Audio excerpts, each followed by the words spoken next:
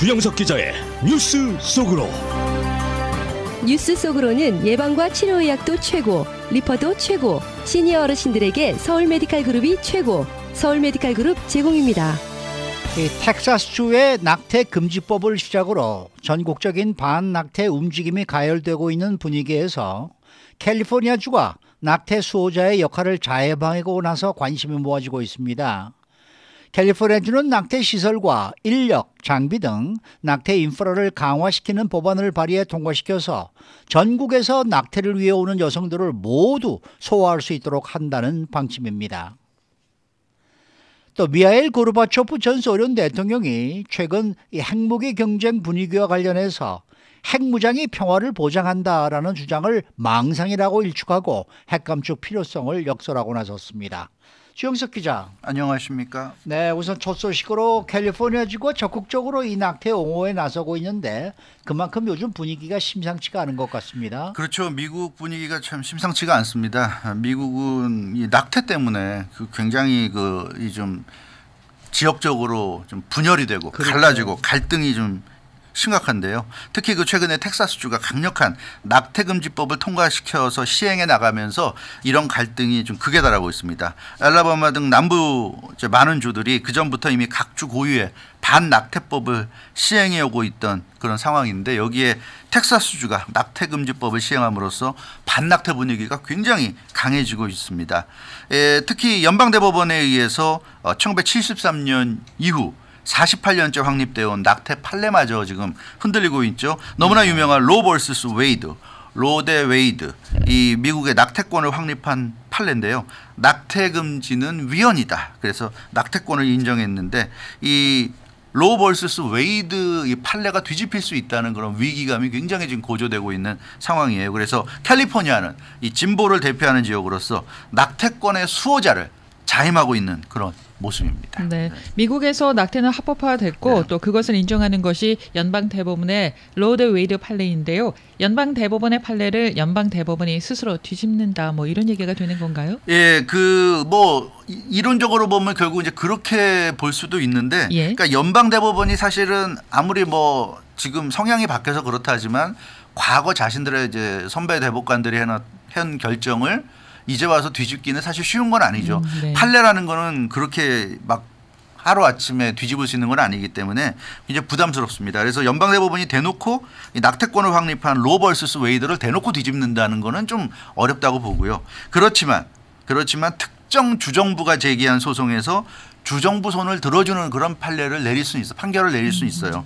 이제 그렇게 되면 그런 어떤 결정을 통해서 간접적으로 로 vs 웨이드, 로 대 웨이드 이 판례를 무력화시키는 쪽으로 작용하게 만들 수 있습니다. 그러니까 그런 특정 주가 만든 낙태 관련법이 이 로 vs 웨이드의 판례와 상충되는 내용인데 그 법이 유효하다고 인정을 해버리면 그러면 굳이 연방대법원이 로 vs 웨이드는 무효야 이렇게 얘기 안 하더라도 실질적으로 그냥 사문화시켜 버리는 거죠. 의미를 상실시키는 겁니다. 지금 그런 쪽으로 연방대법원이 움직일 가능성이 굉장히 높고 있고 실제로 그런 움직임을 보이고 있습니다. 텍사스 이번 낙태금지법 같은 경우도 그런 케이스라고 볼 수 있죠. 이걸 해석을 하면 로 vs 웨이드에 저촉이 될 수밖에 없는데도 불구하고 이걸 인정한단 말이죠. 그러니까 이런 식으로 해서 사실상 로 vs 웨이드를 죽이고 있다. 미국의 낙태권을 확립한 이 굉장한 역사적인 가치가 있는 판례를 연방대법원이 사실상 죽이고 있는 그런 모습입니다. 네. 근데 실제로 최근에 이 낙태 합법화 판례에 도전하는 법들이 많이 만들어지고 있는 것 같아요. 많이 만들어지고 있어요. 로 vs 웨이드 판결이 핵심은 그거죠. 낙태 금지가 위헌이라는 겁니다. 그래서 낙태를 최초로 합법화한 판결이고요. 그 결정적인 내용은 태아는 잠재적인 생명, 헌법상 권리를 갖지 않는다 이렇게 판시했어요. 그러니까 태아가 여자 뱃속에서 태아가 잉태가 돼서 자라지만 태아일 때는 사실 완전한 사람으로 보기가 어렵다는 겁니다. 그렇기 때문에 자궁 밖에서 태아가 살아남을 수 없는 시기까지는, 그러니까 태아가 자궁 밖으로 나와서도 살아남을 수 있는 그 정도까지 자랐을 때는 그건 보호를 받아야 되지만 그 전 시기는 여성이 임신 상태를 벗어나는 결정을 내릴 수 있다. 이게 로 vs 웨이드 판결의 핵심 내용이에요. 그러니까 임신 후 6개월까지는 여성이 본인의 임신 상태를 벗어날 수 있는 결정을 내릴 수 있다고 이제 인정을 해준 건데 이런 로 vs 웨이드 판결에 정면으로 도전하는 법이 많이 나오고 있죠. 대표적인 게 엘라바마주 낙태법입니다. 2019년에 주의회에서 엘라바마 주의회에서 낙태를 전면 금지하는 법안을 가결시켰어요. 이 엘라바마의 낙태 전면 금지법도 참 대단한 법인데 성폭행, 강간을 당하거나 근친상간으로 인한 임신도 낙태를 못하게 했어요. 그것도 낙태를 하면 안 된다고 그랬습니다. 낙태를 못하게 했고 유일하게 엘라바마 이 낙태 금지법이 유일하게 허용하는 낙태는 산모의 생명이 위험한 경우. 그러니까 계속 임신 상태를 유지할 경우 산모의 생명이 위험할 경우 그때만 유일하게 낙태를 예외적으로 인정하는 그런 법입니다. 그래서 엘라바마에서 낙태 수술하는 의사는 최대 99년형을 선고받을 수가 있어요. 예, 굉장한 그 법이죠. 그래서 이 많은 사람들이 그렇게 얘기했어요. 엘라바마가 이런 정도의 강력한 낙태법을 만든 이유는 이건 단순히 낙태를 규제하고 낙태를 못하게 하려는 게 아니다. 여기에 담긴 숨은 뜻은 로 vs 웨이드 이 판례를 무력화시키는 거 그걸 원하기 때문에 이렇게까지 초강경한 내용을 담은 것이다. 이렇게 좀 얘기하고 있는데 사실은 이런 남부 뭐 테네시라든가 엘라바마, 미시시피 뭐 이런 남부주에서는 이런 비슷한 법들이 많이 생겨나고 있고 지금 이제 텍사스주가 대형주이자 남부에 어떻게 보면 대장주 아닙니까? 대장주인 텍사스주가 이 초강경 낙태 금지법을 만들면서 완전히 요즘 이제 낙태 금지가 대세가 되는 남부 지역에서는 이제 그런 상황으로 가고 있습니다. 네, 이런 영향들 때문에 연방 대법원 입장에서는 좀 쉽게 예전 판례를 무력화시킬 수 있는 거네요. 예, 바로 그런 점이죠. 아무리 뭐 보수적인 분위기가 강하다 해도 이 40 몇 년을 이렇게 확립돼서 내려온 이런 판례를 하루아침에 뒤집는다는 거는 힘든 일이에요. 예. 그렇지만 지금 말씀하신 대로 누군가 로 vs 그러니까 이 주의회가 어떤 주의 주의회가 이 로 vs 웨이드 판례에 어긋나는 법을 만들었는데 그걸 연방대법원이 그냥 인정해주는 이런 식은 굉장히 쉬운 거거든요. 별로 부담도 안 되고 왜냐하면 거기에 뭐 로 vs 웨이드가 들어가는 것도 아니고 그냥 뭐 텍사스 주가 만든 낙태금지법 인정돼 괜찮아 뭐 이렇게 하는 거니까 굉장히 쉽단 말이에요. 근데 사실상 그렇게 그런 법들을 인정해 버리면 그게 이제 로 vs 웨이드 법을 죽이는 거죠. 그런 식으로 해서 죽이는 겁니다. 그래서 누군가가 로 vs 웨이드 판례가 잘못됐다.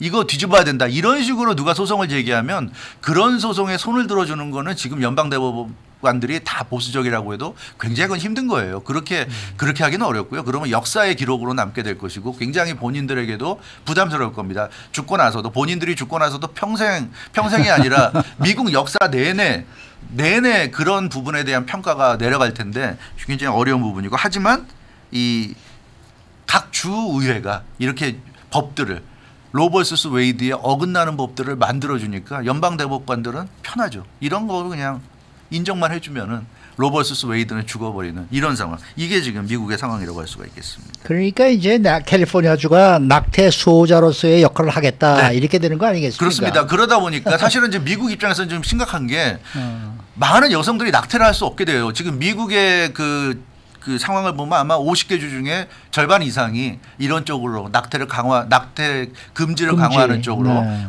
가는 것 같은데 그러니까 미국에서는 굉장히 좀 낙태가 어려워집니다. 어려워지기 때문에 이건 정말 현실적인 문제죠. 여성들 중에 낙태를 해야 되는데 낙태를 못하는 여성들이 많아질 수밖에 없는 그런 상황. 그래서 캘리포니아주는 어디에서건 캘리포니아로 찾아오는 여성들은 다 낙태를 받아주는 쪽으로 그렇게 지금 간다는 방침을 굳혔어요. 그래서 이 미국에서 핍박받는 낙태조차 할 수 없는 여성들을 캘리포니아에 오면 누구든지 가리지 않고 낙태해준다. 이제 이런 이쪽으로 캘리포니아 가고 있습니다. 그래서 캘리포니아주가 낙태 피난처가 되는 그러니까 낙태 피난처를 자임하는 거예요. 정말 이 미국에서 21세기에 낙태조차 못하는 여성들은 캘리포니아만 오면 낙태할 수 있다. 이제 이런 쪽으로 가고 있는 건데 그래서 캘리포니아가 지금 추진하는 게 새로운 낙태 인프라법입니다. 인프라법. 낙태와 관련된 인프라를 강화하는 법. 낙태 인프스트럭처 법을 지금 이제 발의해서 통과시키려고 하고 있는데